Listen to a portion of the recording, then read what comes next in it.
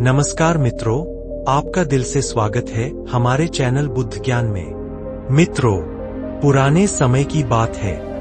भारत के उत्तर में बसे एक छोटे से गांव सतपुरा में एक साधु महात्मा रहते थे, जिनका नाम था स्वामी भिक्षुदेव। वे बड़े ज्ञानी, शांतचित और करुणा से भरे हुए थे। रोज सुबह गंगा किनारे ध्यान करते और हर शाम गांव के बच्चों और ग्रामीणों को जीवन की सच्ची बातें सिखाते।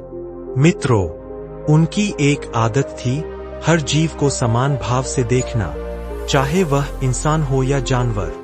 एक दिन एक विचित्र घटना घटी और उसी दिन जन्मी एक कहानी, एक कुत्ता क्यों गंगा नहाने गया। मित्रों, ये कहानी है उसी गांव के एक भटकते कुत्ते की। उस कुत्ते को गांव के लोग कालू नाम से बुलाते थे। कुत्ते का रंग काला, दुबला-पतला शरीर पर कई जगह खाल झड़ चुकी थी। आंखों में डर, भूख और अकेलापन था। मित्रों, लोग उसे पत्थर मारते, कभी रोटियां देते और फिर हंसते। बच्चे उसकी पूंछ पकड़कर खींचते और कई बार बिना बात उसे मारते। लेकिन फिर भी कालू हर दिन गांव के मंदिर के बाहर बैठा रहता, मानो किसी चमत्कार की प्रतीक्षा में हो। एक दिन गांव में मेला लगा। लोग गंगा स्नान को निकले। कालू भी उनके पीछे पीछे चल पड़ा। मित्रों, गांव से दूर गंगा बह रही थी। भक्त लोग डुबकी लगा रहे थे। कोई पाप धो रहा था, कोई वर मांग रहा था, तो कोई मुक्तिपथ की ओर बढ़ने का प्रयास कर रहा था। तभी कालू, जो सबके पीछे पीछे आया था, सीधे गंगा में कूद गया। लोग हंसने लगे। देखो, कुत्ता भी गंगा नहा रहा है। अब ये पवित्रता भी नहीं रही। इससे तो गंगा भी अपवित्र हो जाएगी। किंतु कुत्ता डुबकी पर डुबकी लगाता रहा, बड़ी श्रद्धा से, मानो वो भी अपने भीतर के पाप धो रहा हो। उसी समय वहां स्वामी भिक्षुदेव भी आए। उन्होंने लोगों की हंसी और तानों को सुना।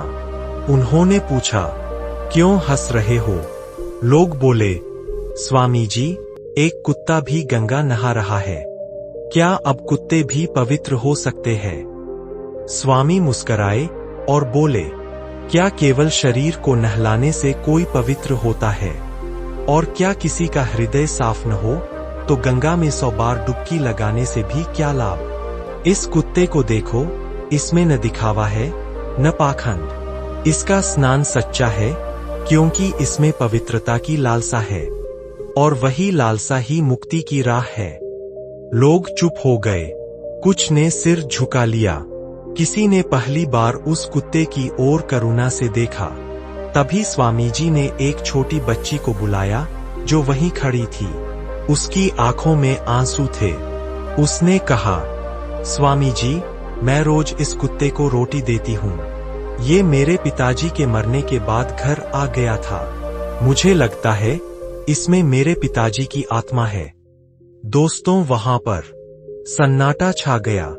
स्वामी जी मुस्कराए और बोले, बेटी, हो सकता है कि यह आत्मा पूर्व जन्म की कोई यात्रा पूरी करने आई हो, लेकिन तुमने जो करुणा दिखाई है वही तुम्हें मुक्ति के पथ पर आगे बढ़ाएगी।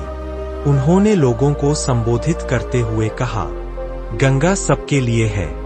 पापी, पुण्यात्मा, कुत्ता, गाय या इंसान। गंगा जल शरीर को धो सकता है, पर जो मन का मैल है वो दया, करुणा और क्षमा से ही धुलता है। अगले दिन सुबह कालू फिर गंगा किनारे पहुंचा। उसने एक अंतिम बार डुबकी लगाई और धीरे धीरे पानी में आंखें मूंद ली। शरीर बहता हुआ तट पर आ गया। कई लोगों की आंखें भर आईं। स्वामी जी ने उसे सम्मान पूर्वक रेशमी वस्त्र में लपेटकर भूमि में समाधि दी और कहा, आज एक आत्मा ने अपने सारे पाप धो डाले और हमें भी सिखा गया कि किसी की भी यात्रा तुच्छ नहीं होती। बुद्ध की शिक्षा। स्वामी जी ने अंत में बुद्ध के वचन सुनाए, जो क्रोध करता है वह स्वयं जलता है, जो घृणा करता है वह भीतर से मरता है, और जो दया करता है वह मुक्त होता है। पवित्रता बाहर नहीं, वह तुम्हारे विचारों, कर्मों और करुणा में बसती है। मित्रों, गांव के लोगों में परिवर्तन आने लगा। अब मंदिर के बाहर बैठा हर जानवर उन्हें भगवान की भेजी एक सीख लगता।